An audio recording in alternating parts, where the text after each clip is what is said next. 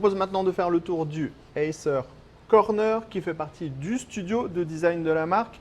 Et on est dans cette pièce qui est absolument incroyable avec toutes les machines Vero, toutes les machines CNC, tout ce qui va permettre de produire les différents prototypes de la marque. Alors on va commencer par vous parler de la gamme Vero, vous savez la gamme qui utilise du plastique recyclé.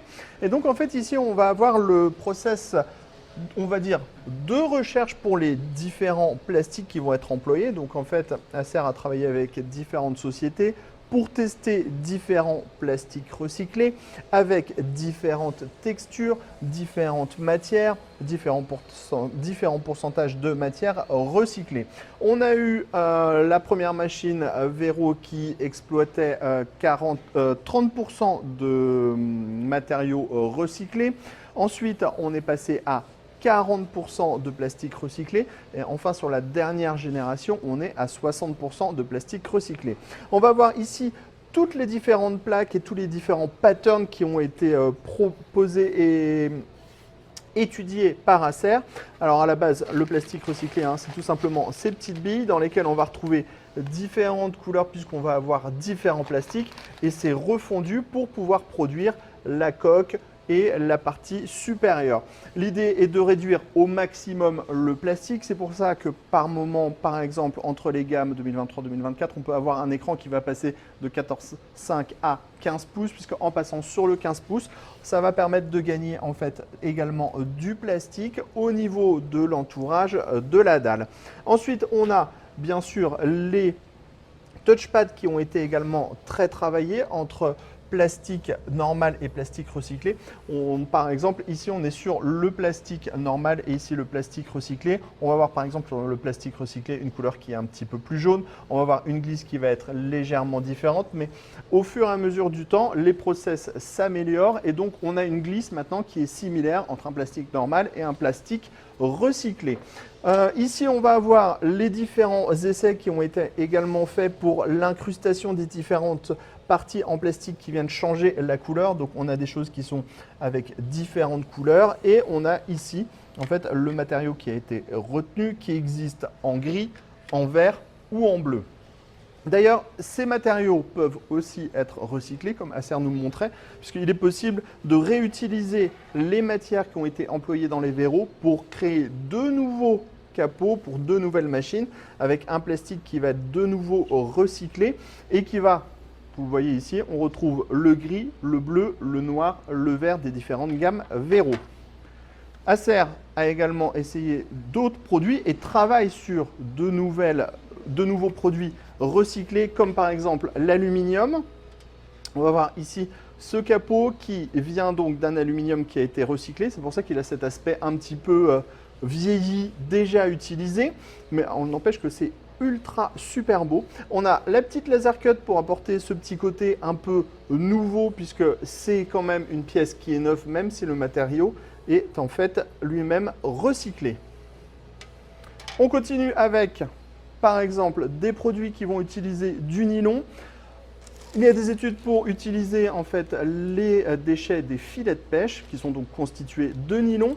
On va les réagglomérer et en faire de nouvelles petites pastilles pour refaire des bobines de nylon qui vont permettre de produire par exemple différents tissus comme pour pouvoir recouvrir certaines machines ou certains laptops.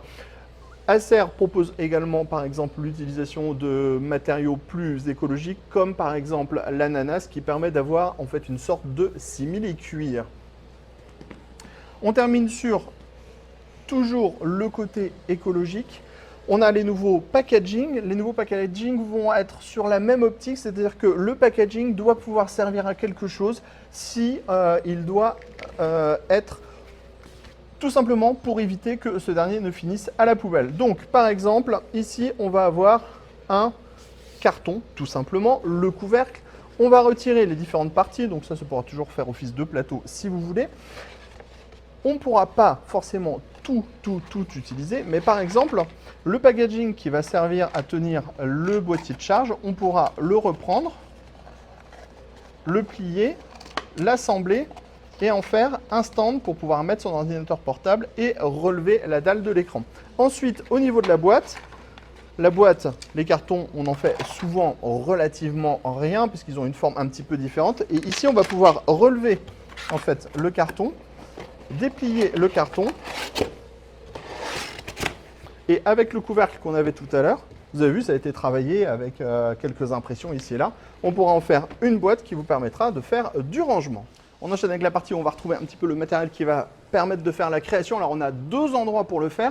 Ici, on va retrouver une scie, des meuleuses, une fraiseuse, un tour, une sableuse, une grosse perceuse à colonne. Donc tout ça, ça va permettre de travailler sur les différents matériaux. On a également quelques prototypes, dont le fameux X21 de Predator avec une dalle 21 pouces curve, une machine absolument incroyable qui n'existera plus jamais. On avait le touchpad qu'on pouvait détacher en fait pour pouvoir utiliser le touchpad pour faire autrement. Et en dessous, on avait, non, le numpad, pardon, on avait le numpad et en dessous le touchpad et on avait un vrai clavier mécanique. On a également ici, par exemple, la vue complètement éclatée d'un Aspire S7 avec toutes les vis qui sont marquées, précises, collées aux bons endroits pour montrer en fait tous les composants et toutes les choses qui vont être intégrées à l'intérieur du laptop. On va aller maintenant par là-bas. On va aller dans le Idea Greenhouse, pardon, désolé pour ma prononciation. Et on va passer dans un endroit où il y a pas mal de prototypes qu'on a connus ou pas de la marque, comme par exemple cette énorme machine Acer Predator qui ne verra jamais le jour, qui est un prototype. On a par exemple ici une étude qui avait été faite pour un boîtier de chez Packard Bell. On va retrouver des impressions 3D pour par exemple le Hibi ou encore le Gaming Throne. C'est bien ça, Sébastien, je ne me trompe pas. Et dans cette dernière et ultime partie du studio de design, on va retrouver en fait les fraiseuses numériques qui vont permettre de créer des pièces. Et on va également avoir une partie pour tout ce qui va être impression 3D. Je crois que pour le Design Center chez Acer, vous savez tout. On vous dit à bientôt.